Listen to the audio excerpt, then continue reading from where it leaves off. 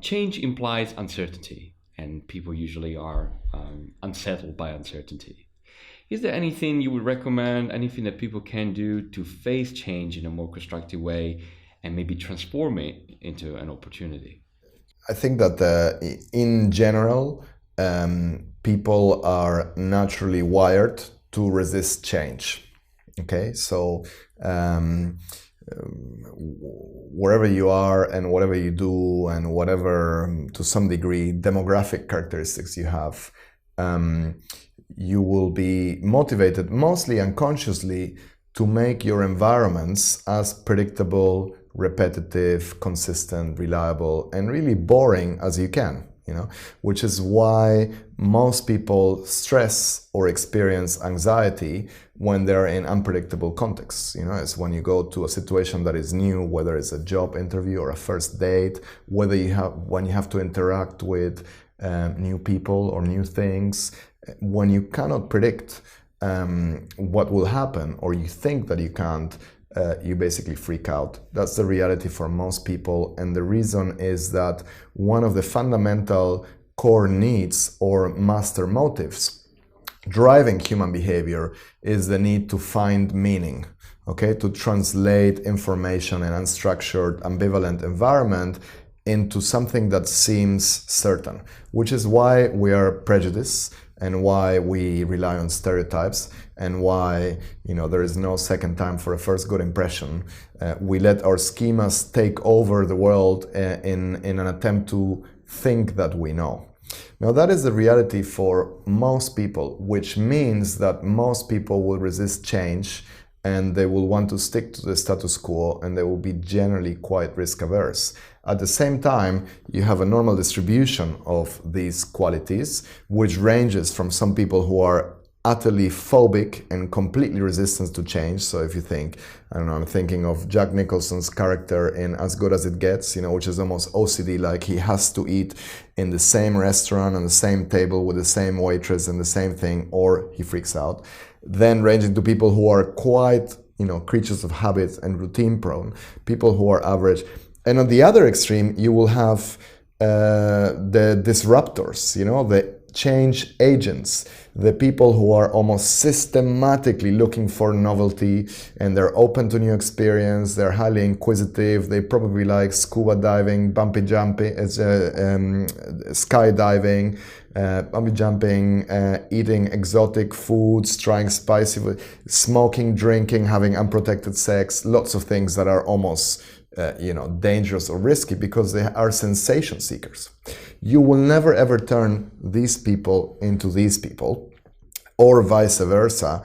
But what you can do is try to shift people who are in the middle and try to entice them slowly but steadily about the prospects, the positive prospects of change, and enable them to habituate slowly and steadily. I think leaders own the job of creating change, so there will always be more here than here, even when they are in traditional conservative organizations. I mean, if you think about the Roman Catholic Church, now we have a progressive leader in charge who is changing at least the perception of that institution being quite progressive, even though it's an institution that should be very risk averse and traditional. So leaders have the job of making people more receptive to change. How do they do that? Through their vision, bringing people on board and selling them an idea of the future that, even if it is slightly risky, ends up being more appetitive. And that's what all successful leaders do. In fact, all leaders who emerge do that, but few are able to execute that afterwards. So it's complex, but it's possible. And how do you do it? Through the art of leadership. Let's say an organization really wants to improve its leadership. What do you think they should focus on, and what would you recommend the first steps should be? Look, I think in an ideal world, HR would not just have a seat on the table, as the cliche says or goes, but also be a true driver of internal change.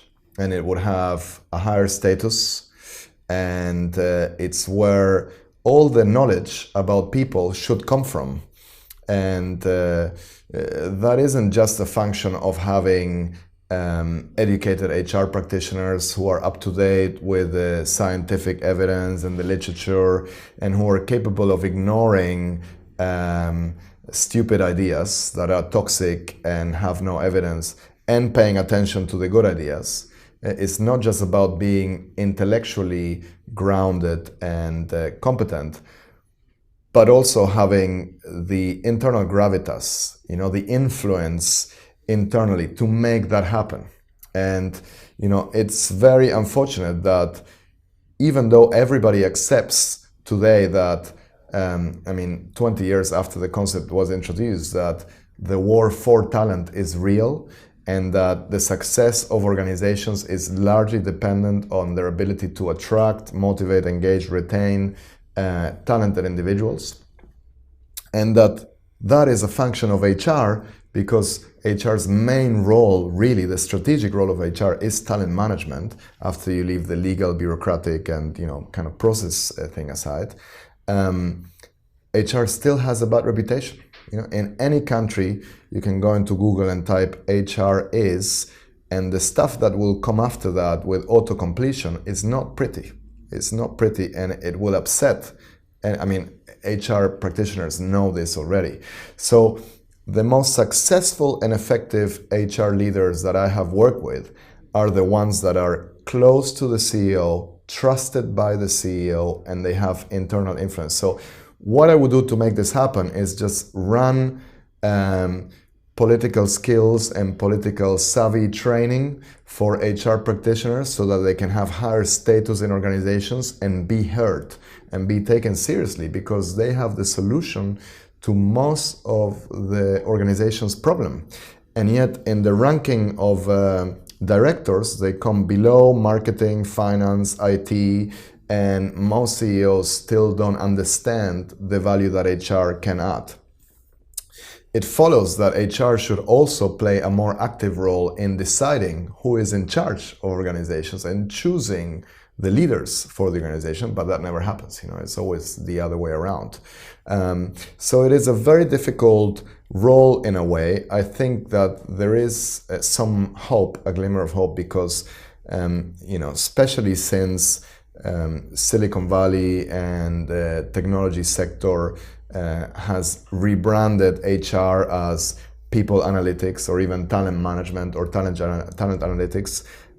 There is a sense that HR can add value by being more evidence-based, by being more data-driven, that actually this is a robust science, which is 100 years old or so, and at least it's more of a glamorous profession now, which means that it will attract more ambitious people, more competent people, but even the people who are good and are already there will have more credibility.